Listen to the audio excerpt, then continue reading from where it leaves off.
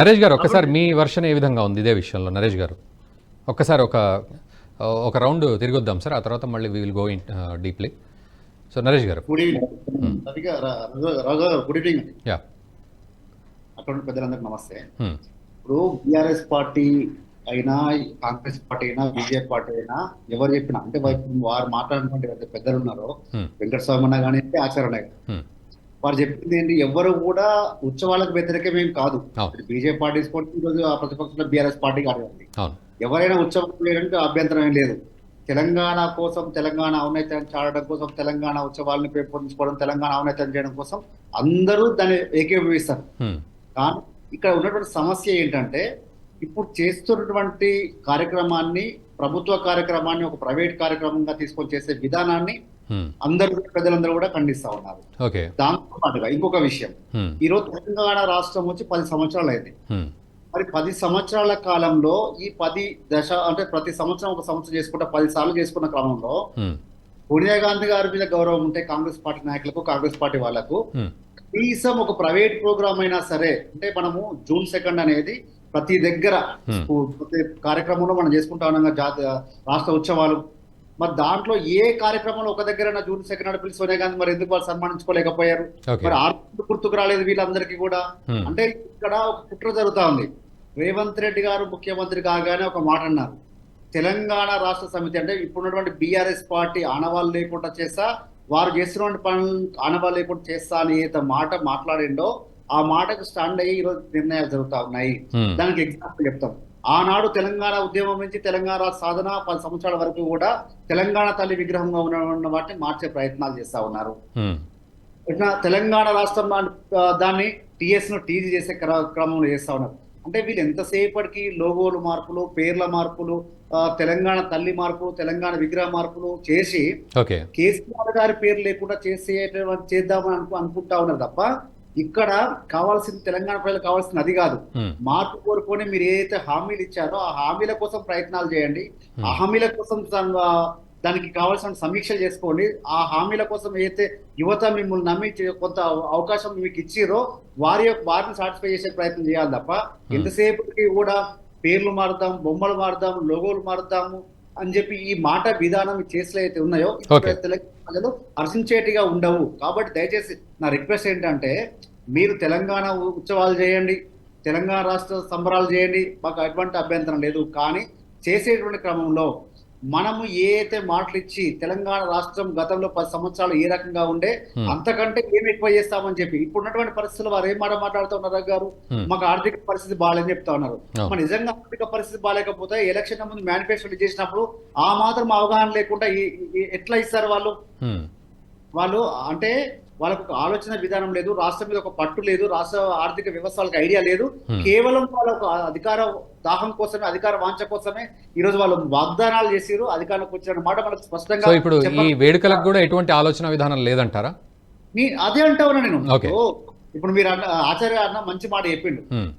75 సంవత్సరాల తర్వాత బ్రిటిష్ వాళ్ళని తీసుకొచ్చేసి మీరు మంచిగా ఇచ్చిరమ్మా మా కష్టం అని చెప్పి, ఇక్కడ ఉన్నటువంటి త్యాగాల పునాదాలను మర్చిపోయి ఇచ్చిరని చెప్పి ఒకే ఒక దాంతో పిలిచి చేసుకోవడం అనేది కొంత ఈ రకంగా ఉంది. అంటే మనం వచ్చిన తర్వాత ఏం చేసినాము మీరు మాట్లాడుతున్నారు. తెలంగాణ ఇప్పుడు ఎవరైతే చేస్తా ఉన్నారో, అంటే నేను చెప్పే కాంగ్రెస్ పార్టీ అంటే ఒక వెంకటస్వామి ఉద్దేశం నుంచి కాదు, వెంకటస్వామిని మినాయిస్తా అన్నని. ఎందుకంటే ఇప్పుడు ఎవరైతే నిర్ణయాలు తీసుకుంటా ఉన్నారో, ఈ నిర్ణయాధికారంలో ఈ రోజు ఎవరైతే ఉన్నారో వారంతా వెంకటస్వామి గారు ఏదో రెస్పాండ్ అవుదాం అనుకుంటున్నారు ఈ విషయంలో. ఒక్కసారి sorry for the interruption Naresh గారు.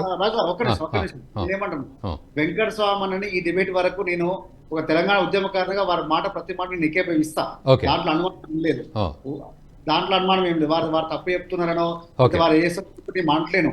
కానీ ప్రభుత్వ పరంగా చేయాల్సిన పరిస్థితి వచ్చినప్పుడు ఇవి కూడా సాటిస్ఫై చేసుకుంటూ వారు, నాకు గొప్ప విషయం ఏంటంటే వెంకటస్వామి అన్న గారు కానీ, ఆచార్య అన్న గారు కానీ కొన్ని విషయాలు రాజకీయాలను పక్కన పెట్టి ఇది చేయాల్సిందని చెప్పి నిక్కచ్చిగా మాట్లాడేటువంటి వ్యక్తులు వీళ్ళు. పార్టీలో ఏది ఉన్నప్పటికీ కూడా ప్రతి దాంట్లో పార్టీని వెనకేసుకొచ్చుకోవడం ఏదేశం మాట్లాడటం కాదు, పార్టీని వాయిస్ ఇచ్చుకుంటూనే మన సమాజం కోసం, మన ఆత్మగౌరవం కోసం, మన తెలంగాణ సమాజం కోసం ఏం కావాలని మాట్లాడేటువంటి వ్యక్తులు కాబట్టి వారు మాట్లాడే అభ్యంతరం ఏం లేదు. యా ఒక్కసారి రామ్మోహన్ రావు గారు ఒక్కసారి మీ భాష. నా సలహా అన్న తర్వాత వెంకటస్వామి గారు చెప్తే బాగుంటుంది. యా రామ్మోహన్ రావు గారు ప్లీజ్. క్షమించాలి, ఎందుకంటే ఇది అయిపోయినాక అదే చెప్పండి సార్ రామ్మోహన్ రావు గారు. ప్రజలు మీకు, వెంకటస్వామి గారికి, ఆచార్య గారికి, మన మిత్రుడు నరేష్ గారికి అందరికి నమస్కారం. మన ఎన్హెచ్ టీం ప్రేక్షకులకు కూడా. ఇక్కడ మనం మౌలికమైన సమస్యను మొదలు పెట్టుకున్నాం. ఎందుకంటే ఇప్పుడు వెంకటస్వామి గారు కేసీఆర్ గారు పిలుస్తారా పిలువరా అనేది ఇక్కడ నిర్ణయం తీసుకోలేదు అన్నట్టు మాట్లాడారు. అంటే వారి ఆ ప్రసక్తి రాలేదు వెంకటస్వామి గారు చెప్పింది. సోనియా గాంధీ అయితే పిలుస్తామని నిర్ణయం తీసుకున్నాం. మన కేబినెట్ లో ఆ నిర్ణయం ప్రకారం బయటకు వచ్చింది ఆ విషయాలు. రాష్ట్ర గీత ఆవిష్కరణ కూడా తన చేతుల మీద చేద్దాం. తెలంగాణ సాయుధ రహితంగా పోరాటం నుంచి మొదలుకొని తెలంగాణ ఉమ్మడి అంటే విశాలాంధ్ర భావన వ్యతిరేకంగా పోరాడిన క్రమం చూసినాం మనం. ఇది ఇడ్లీ సాంబార్ గోప్యాక్ అంటే చాలా మంది ఆంధ్రులకు అనుకుంటారు, ఆంధ్రులకు కాదు, మద్రాసీలకు వ్యతిరేకంగా ఆనాడు గొప్పవాడి ముఖ్యమంత్రి తీసుకొచ్చిన వాళ్ళకి వ్యతిరేకంగా. కనుక ఆనాటి ఉద్యమం నుంచి మొదలుపెడితే ఫజల్ కమిషన్ రిపోర్ట్ కాదని కాంగ్రెస్ పార్టీ ఆనాడు నెహ్రూ తెలంగాణ అంటే హైదరాబాద్ స్టేట్ లో ఉన్న తెలుగు ప్రాంతాన్ని ఉమ్మడి ఆంధ్రప్రదేశ్ లో కలిపారు. అది ద్రోహమే. ఆనాటి పరిస్థితులలో వద్దన్న ఫజల్ కమిషన్ రిపోర్ట్ వ్యతిరేకంగా 69 ఉద్యమానికి వచ్చి ఇందిరాగాంధీ గారు చేసిన పని ఏంటిది? 69 ఉద్యమాన్ని అణిచివేసి 6 సూత్రాల పథకం జయాంధ్ర ఉద్యమం వచ్చిన తర్వాత అప్పుడు ద్రోహమే జరిగింది. నేను పార్టీని అంటే జరిగిన చరిత్ర చెప్తున్నాను. 69 ఉద్యమంలో అనేక మంది అసూలు భాషలు 362 మంది. మా గజ్వేల్లో కూడా నర్సింహులు అనే ఒక పిల్లవాడు చనిపోయి, కాలేజ్ పిల్లవాడు చనిపోయి. ఏమంటున్నా అంటే ఆ 369 మంది చనిపోయిన తర్వాత తెలంగాణ ఆకాంక్ష నెరవేరకపోవడం వల్లనే నక్సలిజం మూవ్మెంట్స్ పెద్దగా ఇక్కడ పెరిగింది. వరకు చెప్పాలంటే 69 ఉద్యమం తర్వాత ఎక్కువ మంది నక్సలైట్లు. మూడోది ఏంటంటే మలిదేశ పెళ్లి లలిత గద్దర్ గారు, మేమందరం వెంకటస్వామి గారు కూడా ఉండొచ్చు, మేమందరం భువనగిరిలో పెద్ద మీటింగ్ చెప్తే అందరం వెళ్ళాము.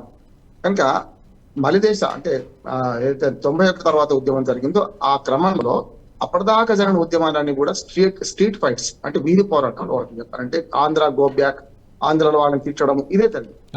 కానీ ఎప్పుడైతే 91 తర్వాత 2001 మధ్యన జరిగిన పోరాటాలను చూసుకుంటే అసలు పాసలేదు. కానీ 2001లో తెలంగాణ రాష్ట్ర సమితి ఏర్పడ్డ క్రమంలో అంతకుముందు చాలా మంది చులకనంగా మాట్లాడారు. తెలంగాణ రాష్ట్ర సమితి అంటే మా అక్కల పుడుతుంది, బొబ్బల పుడుతుంది, మక్కలు చచ్చిపోతుంది అని చెప్పి రకరకాలుగా పార్టీ వేస్ట్, స్పీకర్ కు డిప్యూటీ స్పీకర్ గా ఇచ్చిండు, మంత్రి పదవి ఇవ్వకపోతే వచ్చిండు అని రకరకాలు చాలా మంది అన్నారు.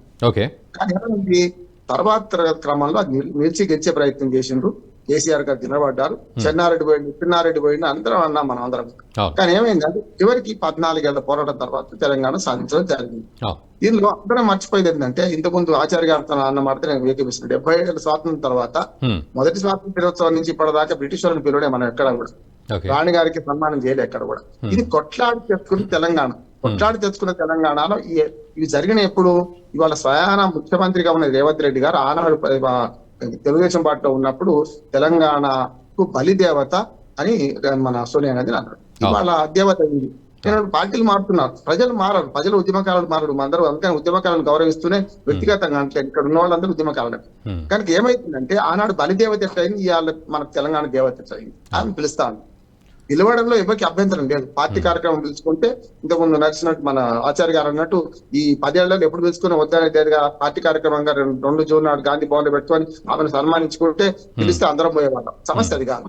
కానీ ఏమైందంటే ఇప్పుడు 10 ఏళ్ల ఉద్యమ మన ఏదైతే వార్షికోత్సవం 10 ఏళ్ల దశాబ్దోత్సవాలు ఒక సంవత్సరం ముందే అంటే తొందరపడి ఒక కోయిల ముందే కూర్చుందన్నట్టు టీఆర్ఎస్ వాళ్ళు అది వచ్చే సంవత్సరం ఉంటామా పోతాం అనుకున్నారేమో చేసేసేది అయిపోయింది. చేసింది ఇప్పుడు చేయాల్సింది 10వ సంవత్సరం నిండింది ఇప్పుడు చేయాలి. 10 వార్షికోత్సవాలు జరిగి 11వ వార్షికోత్సవం అవుతుంది.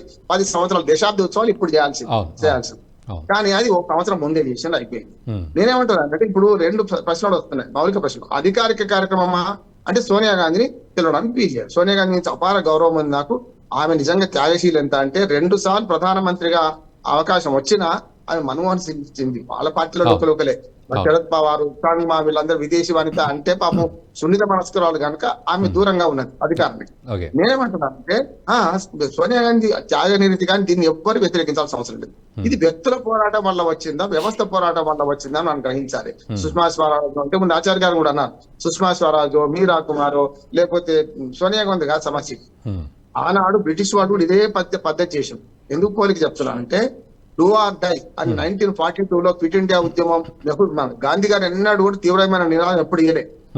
బ్రిటిష్ వాళ్ళకి వ్యతిరేకంగా చాలా సమన్వయం పాటించారు, సమతుల్యత పాటించారు. అటువంటి వాడు కూడా కోపం వచ్చి 42లో డూ ఆర్ డై అని మనకు ఆ ఉద్యమంలో ఆయన క్విట్ ఇండియా ఉద్యమం తీసుకొచ్చారు కదా. మనం కూడా ఏమన్నామంటే నవ్ ఆర్ నెవర్ అన్నాం, ఇప్పుడు కాకపోతే ఎప్పుడు రాదు. కనుకనే ఉద్యమకారులను అవమానించే క్రమం అంటున్నాను. ఇవాళ ఉద్యమకారులు అందరూ కలిసి ఒత్తిడి తెచ్చి భారతదేశానికి స్వాతంత్రం ఇవ్వడంలో బ్రిటిష్ వాళ్ళకు ఎంత ఒత్తిడి జరిగిందో తప్పనిసరి ఇచ్చిపోయినరో, ఇవాళ కాంగ్రెస్ పార్టీ కూడా అదే ప్రకారం, కాంగ్రెస్ పార్టీ కావచ్చు, మిగతా 36 ప్రతిపక్షాలు కావచ్చు, రకరకాల ప్రతిపక్షాలు కావచ్చు, వీళ్ళందరూ అనివార్యమైన పరిస్థితులు ఇచ్చారు. నిజంగా ఇవ్వదలుచుకుంటే ఎప్పుడు ఇవ్వాలి? 2004లో టీఆర్ఎస్ ను కలుపుకొని ప్రభుత్వం ఏర్పాటు చేసినాడే కాంగ్రెస్ పార్టీ ఇవ్వాలి. తెలంగాణ ఇవ్వలే, మంత్రివర్గం కలుపుకున్నారు, పార్టీని చీల్చింది. రెండోసారి 2009లో ఇచ్చిన 2009 రాజశేఖర రెడ్డి గారు చనిపోయిన తర్వాత వచ్చిన సందర్భంలో December 9 సోనియా గాంధీ బర్త్డే నాడు ఇచ్చిన ప్రకటన 23 బాబా తీసుకున్నారు కదా. నిజంగా చెప్పాలంటే రేవంత్ రెడ్డి గారు తెలిసో తెలియక కాదు, మంచిగానే మాట్లాడినట్టున ఆమె బలిదేవత అనడానికి కారణం ఏంటంటే, నేను వ్యక్తిగతంగా సోనియా గాంధీ చాలా గౌరవిస్తా. ఇక్కడ సమస్య ఏంటంటే 9 డిసెంబర్ తర్వాత ఎప్పుడైతే వాయిదా పడ్డదో, లేకుంటే వెనక్కి తీసుకున్నారో ఆంధ్రుల ఒత్తిడి మేరకు, అప్పటి నుంచి ఆత్మహత్య శ్రీకాంతాచార్య ఇప్పుడు చచ్చిపోయిండు, 2009 కన్నా ముందు చచ్చిపోయిందా? శ్రీకాంతాచార్య నుంచి మొదలుకొని అనేక 1200, 1500 లెక్కలు, వాళ్ళ లెక్కలను కూడా అవమానిస్తున్నాం మనం ఎంతమంది అనేది. 1500, 1400 మంది అమరులు అయితే వీళ్ళందరూ ఎందుకైనా ఆలస్యం కావడం వల్ల కదా అంటున్నాను. ఎగ్జాక్ట్లీ. ఆనాడు Mahatma Gandhi do or die ఎందుకు నినాదాలు ఎట్లా తీసుకున్నారో, సబ్బండ వర్గాలు, సఫాయి కార్మికుల నుంచి మొదలు పెడితే డాక్టర్లు, అడ్వకేట్ దాకా అందరూ కూడా ఆనాడు ఉద్యమానికి నిలిచింది కనుక 36 పార్టీలను ఏకం చేసి అందరిని ఏకతాటి మీద నిలిస్తే అనివార్యమైన పరిస్థితుల్లో కాంగ్రెస్, బీజేపీ, మిగతా పక్షాలన్నీ తెలంగాణ వాదం అనుకూలించకపోతే మనకు పుట్టగతులు లేవని అంటున్నాం. ఈ మాట అనుకొని వాళ్ళు తప్పనిసరి ఇచ్చిండ్రు. ఆనాడు బ్రిటిష్ వాళ్ళు అట్లా ఇచ్చిపోయినరు, వాళ్ళు ఇచ్చిపోయినరు అంటే మనం తెచ్చుకొని కొట్లాడిన ఇచ్చిపోయిన వాళ్ళు తెలుసుకుందామా? ఆలస్యం చేసి కారణమయ్యారు వీళ్ళందరికీ కూడా. ఆలస్యం చేయడం వల్లే ఇంతమంది మరణాలకు కారణమైంది. కనుక సోనియా గాంధీ పిలవద్దు అనడానికి కారణం అదిగా. ఇవాళ అధికారిక కార్యక్రమం అన్నప్పుడు ఆనాడు యూపీఏ చైర్పర్సన్, ఇవాళ కాదు. కనుక ఎట్లా పిలుస్తారు అంటున్నారు. ఒకవేళ నిజంగానే పిల్లదలుచుకుంటే ఇప్పటికైనా పొద్దుంది, పొలం ఉంది. నా ఉద్దేశం ఏంటంటే ఆనాటి నుంచి 10వ సంవత్సరం దశాబ్ద ఉత్సవం చాలా బ్రహ్మాండంగా జరుపుకోవాలంటే ఒక రేవంత్ రెడ్డి గారు పని చేయాల్సింది ఏంటంటే, కేసీఆర్ గారిని పిలిచినట్టు మనకి ఎక్కడ క్యాబినెట్ మీటింగ్లు అన్నట్టు లేదు, చాలా మంది పత్రికల్లో వస్తున్నాయి. నేను ఏమంటున్నానంటే ప్రధానమంత్రి మోడీ గారిని పిలుస్తామంటున్నాను. ఇప్పుడు మోడీ ప్రధానమంత్రి కదా, 4వ తారీఖు దాకా 4 రిజల్ట్ వచ్చినాక ఏమైంది తర్వాత సంగతి. అఖిల పక్షం వేసి అన్ని పక్షాలను పిలిచి, గతంలో కేసీఆర్ గారు పని చేయలేదు, స్పష్టంగా చెప్తున్నా. మొదటి సంవత్సరం నుంచి కేసీఆర్ గారు తానే లీడర్, నేను ఒక్కడనే చావునోడు తలకాయ పెట్టి వచ్చినా నేనే చేసుకుంటాను కూడా చేసుకున్నాడు. అది వ్యక్తిగత కార్యక్రమంగా చేసుకున్నాడు, పార్టీ కార్యక్రమంగా చేసుకున్నాడు, అధికారిక కార్యక్రమం కాదు. ఇప్పుడు ఏమంటున్నానంటే రేవంత్ రెడ్డి గారు చాలా సమయంలో పాటిస్తున్నారు. మొన్న ఒక పెద్ద టీవీ ఛానల్లో ఏం మాట్లాడంటే, కేసీఆర్ గారు కనుక అసెంబ్లీకి వస్తే నేను చాలా గౌరవిస్తా, ఆయన ఒక మాట అనా, ఆయన మాకు ఆదర్శంగా ఉండాలి, సలహాలు ఇవ్వాలి, సూచనలు ఇవ్వాలి. ఇవాళ గెలిచే రోజు నుంచి 3 అంటున్నాను కదా. ఇప్పుడేమో అఖిలపక్షం వేసి ఈ ప్రభుత్వ అధికారిక కార్యక్రమం నిర్వహిస్తున్నాం. దీనిలో ఏం చేద్దామంటే ప్రధానమంత్రి, ఇప్పుడు మన ఇంట్లో పండుగ అయితే అండి పెద్ద పెద్ద వాళ్ళని పిలుచుకుంటాం కదా, ప్రధానమంత్రి 3:30 కోటి పిలుచుకుందాం, ఇక మొత్తం వచ్చినట్టే కదా. మోడీ గారు అయితే ప్రధానమంత్రి, ముఖ్యమంత్రిగా రేవంత్ రెడ్డి గారు అంటారు. అప్పుడు యూపీఏ చైర్పర్సన్ గా అప్పుడు ఉన్నారు కనుక ఆమెను మీరా కుమార్ గారిని, లేకుండా ఆనాడు 36 పక్షాలు మన సంతకాలు పెట్టినాయి కదా, వాళ్ళను అన్నింటికంటే ముఖ్యం మన ఉద్యమకారుల తల్లిదండ్రులను వాళ్ళని పిలిచి కాళ్ళు గాడి నెత్తలు వస్తున్నా తప్పలేదు అంటున్నాడు. అంటే ఉద్యమకారులను కూడా గౌరవించి, కోదండరామ్ గారు ఉన్నాడు ఆనాడు జేఏసీ చైర్మన్ కదా, ఇట్లా వీళ్ళందరినీ చేస్తే బాగుంటదని నేను అనుకుంటున్నాను. ఇది వివాదరహితంగా ఉండాలంటే స్టెప్ తీసుకోవాల్సింది ఎవరు పండుగ చేసుకుంటూ చేద్దామంటున్నారు, ప్రభుత్వమే చొరవ తీసుకోవాలి. నా సలహా ఒకటే, ప్రభుత్వం అఖిలపక్షం వేసి పిలిచే సోనియా గాంధీని అప్పుడు పిలిస్తే ఎవరు వద్దన్నారు, ప్రధానమంత్రిని పిలిచి సోనియా గాంధీ పిలిచి, అట్లాగే ముఖ్యమంత్రిని, మాజీ ముఖ్యమంత్రిని పిలిస్తే బాగా మంచిగా ఉంటుందని నేను అనుకుంటున్నాను. ఉత్సవాన్ని వివాదం చేయొద్దు, అందరం పండుగలాగా జరుపుకుందాం. 10 సంవత్సరాలు నేను ఇక ముందు నేను ఒక్క మాట ముగిస్తాను, ఒకటే మాట. ఆనాడు స్వాతంత్రం వచ్చిన తర్వాత శ్రీశ్రీ గారు ఒక పాట రాశారు, అది 15 ఏళ్ళ తర్వాత. స్వాతంత్రం వచ్చానని సభలే చేసి సంబర పడగానే సరిపోదోయి, సాధించిన దానికి సంతృప్తిని చెంది అదే విజయం అనుకుంటే పొరపాటోయి, సాగబోయి భారతీయుడా అని చెప్పి ఆయన ప్రగతి వైపులా, ప్రగతి బాటలా అని పెట్టాడు. నేనేమంటున్నాను, ఈ 10 ఏళ్ల ఉద్యమం తర్వాత 10 ఏళ్ల తెలంగాణ చాలా సాధించింది, ఇంకా సాధించాల్సి ఎంత ఉంది, ఇంత అనుకున్నాం, ఇంతే వచ్చింది అనుకుందాం. ఇవి విధ్వంసం అయిపోయింది, నాశనం అయిపోయింది అని చేసేసి విమర్శలు కాకుండా ఈ 10 ఏళ్ల విజయాన్ని విజయోత్సవం జరుపుకుందాం. అన్ని పార్టీల సహకారం తీసుకోవాలి, ప్రభుత్వం దీనికి చొరవ చూపాలని కోరుతున్నాను. ఈ వీడియో మీకు నచ్చినట్టయితే లైక్ చేయండి, 10 మందికి షేర్ చేయండి, అలాగే కామెంట్ల రూపంలో మీ అభిప్రాయాలను మాతో పంచుకోండి. Nationalist hub group of channels ను సబ్స్క్రైబ్ చేసుకుని తెలుగునాట జాతీయవాద జర్నలిజాన్ని ప్రోత్సహించండి. ఈ వీడియో కింద ఉన్న బెల్ ఐకాన్ పై క్లిక్ చేయడం మర్చిపోవద్దు.